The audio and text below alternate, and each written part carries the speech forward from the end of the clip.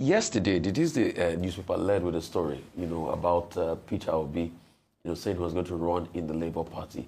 And a lot of people started getting the feelers that, maybe he might not want to be part of the coalition.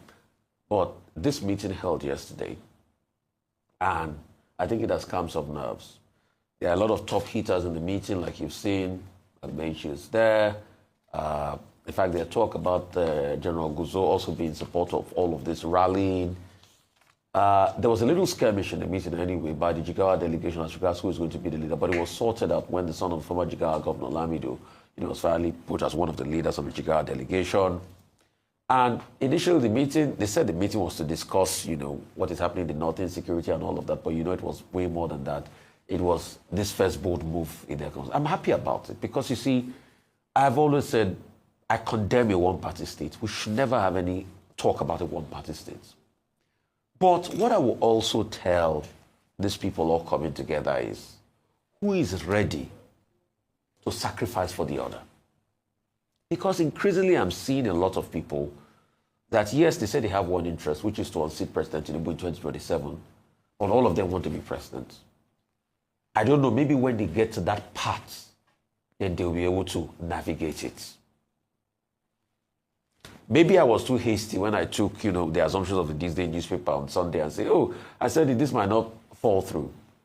But I remember on my tweet, Mr. Oseni, your very good friend, did say, don't be too hasty, Rufia. And he was correct, because probably he knew more than me that this meeting was coming up. So we'll see how these consultations go. And we'll see where they arrive at. Like you all say, 24 hours is a long time in politics. But this is a very good first step. At least in the news reportage this week, it wasn't about one defection or the other. It was from the opposition coalition also saying something.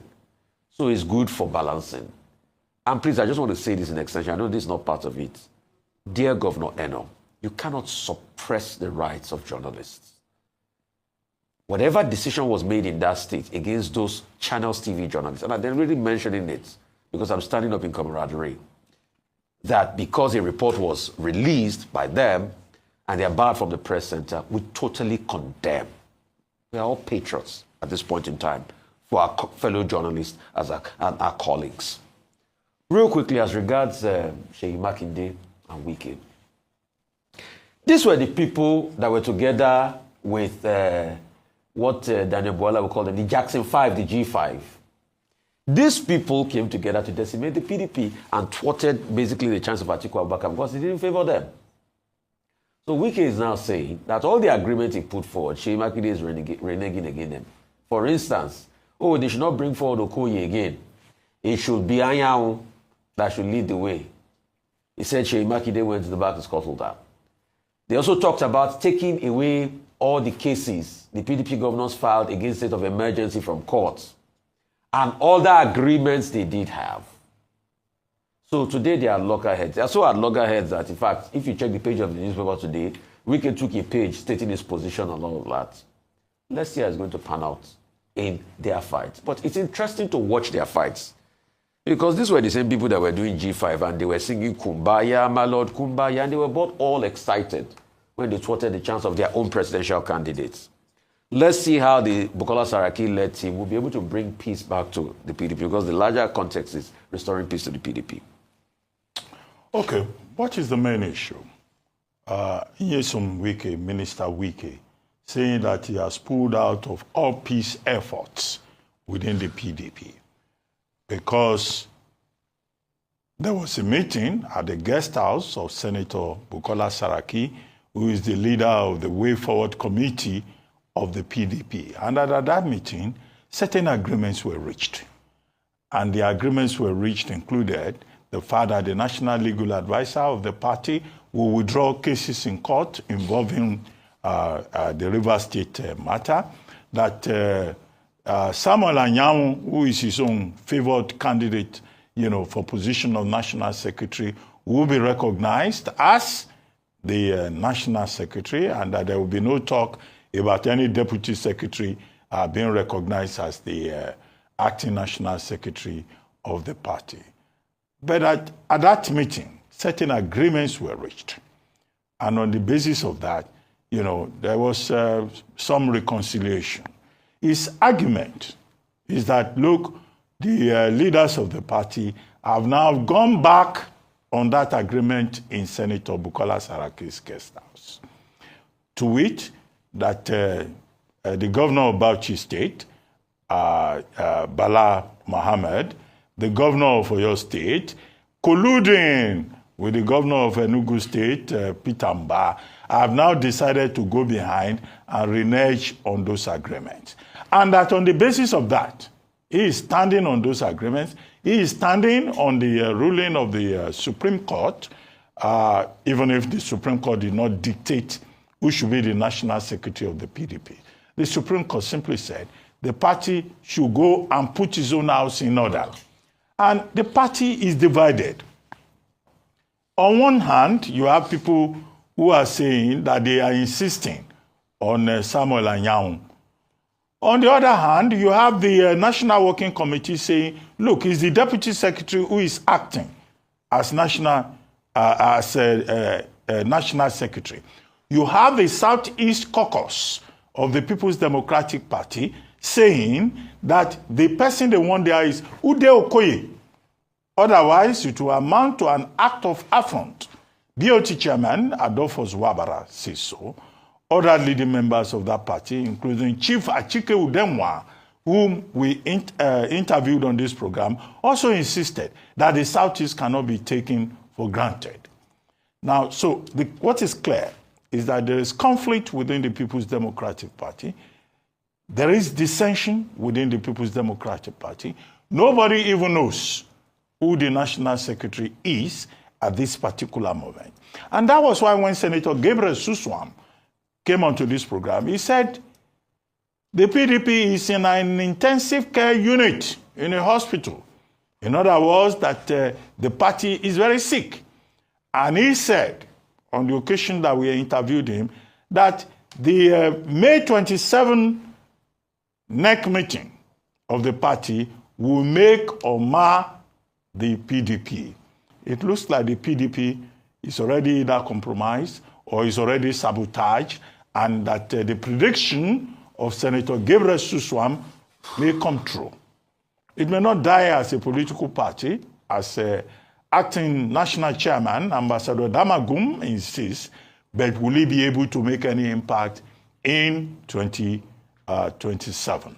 So you have a party, a political party, at a crossroads because of the failure of his own internal democracy. However, I think Wike's role in the matter is also something that should be underscored.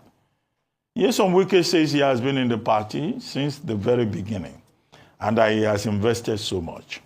But he projects himself as if he's the be-all and the all-in-all of the party. The same party under which auspices he was made chairman of Obio-Akpo local government, under which auspices he became special assistant to the governor, became, chief of staff to the governor, became commissioner, became minister of state education, served for 2 terms as governor. I think it's most unfortunate that he's the same man who says he wants to destroy the PDP because he says he will fight to the finish. But he's very clever. He's hiding under agreements. The other time he said there was a southern projection agreement. This time around he says something was reached in Saraki's guest house. And Anyanwu, who is his lackey, has now issued a statement postponing tomorrow's scheduled meeting of the party. And he says he disagrees with a deputy secretary acting as acting national secretary. And then the other party, the National Working Committee, is insisting that they do not recognize the PDP. So, look, PDP is out of the equation, the way it is looking. A divided party like that, I don't see how they are going to reorganize within 2 years to challenge the same APC that they say they want out of power. Lessons not learned, leadership not provided, a lot of display of incompetence in the People's Democratic Party. Quickly, to the issue of the northern leaders. Now they had a meeting, the National Political Consultative Group, North, which was attended by former minister, former governor Rotimi Amechi, and attended by Waziri Adamawa Atiku Abubakar, attended by Mr. Peter Obi, and other leaders of that coalition. Now, the impression is given that the North is monolithic. The North is not monolithic. People are saying Northern leaders have resolved to remove Tinubu. Look, in that same North, there are leaders from the Northwest who say they are supporting Tinubu. There are leaders from the North Central who are saying they are supporting Tinubu. So it's not as if the North is monolithic. So when the newspapers, the media report that Northern leaders forge united front, there is no such thing as a united front in the North. Indeed, at that meeting yesterday, there was a quarrel by the Jigawa delegation over who should speak on behalf of the Jigawa delegation. Babachi Ilawal had recommended someone else, but the delegation, refused. They turned the place into a chaotic environment. The security agencies, DSS, police, and private guards had to protect the VIPs in the place. Peace was only restored when it was agreed that Sule Lamido, the son of Alhaji Sule Lamido, should speak on behalf of the Jigawa delegation. So the North is not monolithic. And there's also the issue. There's also a tendency within that coalition that is arguing that the next candidate from the North, from the coalition, should come from the South. But that Southern candidate should sign a one-term agreement. So you see they're determined in saying they want to push APC and Tinubu out of power. Okay? Now, that Tinubu is not going to just sit down and allow them to push him out of power. And which Southern candidate is going to agree to do only one term? If you put a Southern candidate there, he too will say he will do one term. But in any case, they have not even agreed on the platform. There is the Liyelemoke-led committee that is talking about whether they should remain in PDP or not. There is the Rotimi Amechi committee that is recommending Alliance for Democracy and all of that. So, it's a very complex proposition, and nobody should arrive at any, jerky, emotional conclusions. But it makes good headlines for the media to say Northern leaders have united against APC. That's not the reality. It's far more complex. It does make for exciting political commentary, doesn't it? Well, it is without a doubt that yesterday's outing at the National Consultative Forum was a symbolic one, in that in all of the discussions that we've been seeing leading up to this, we hadn't seen so much of a united front. Some of the statements were pulling in different directions, but it was good to see an outing where all came together and were able to at least reach a degree of consensus on a number of things as we await for further developments. So again, this had followed the point that Rufia had made, which is that there was some assumptions that Peter Obi was pulling out.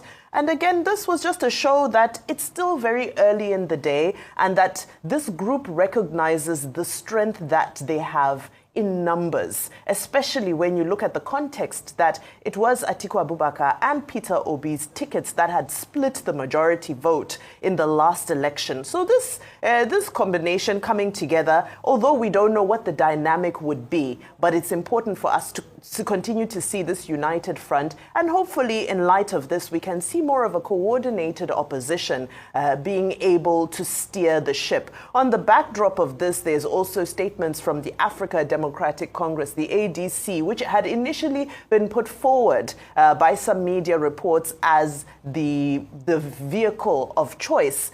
However, already before any ink has dried or any deal has been struck, we hear that there's already internal strife within the ADC as well, as they are also competing for positions. Some members of the ADC are saying that no, we will not relinquish our positions in this party for any new members, while some other groups within the same party are saying, well, let more prominent people come. If this is what it's going to take for our party to grow, it's a great opportunity. So we're still a long way away from a real deal. But we're seeing the body language, we are seeing the movement. Now, as to the significance and importance of the North, it can't be overstated. However, we have to remember that the dynamic needs to be balanced out because we're also seeing an increased shift towards APC in the South, South, and the Southeast.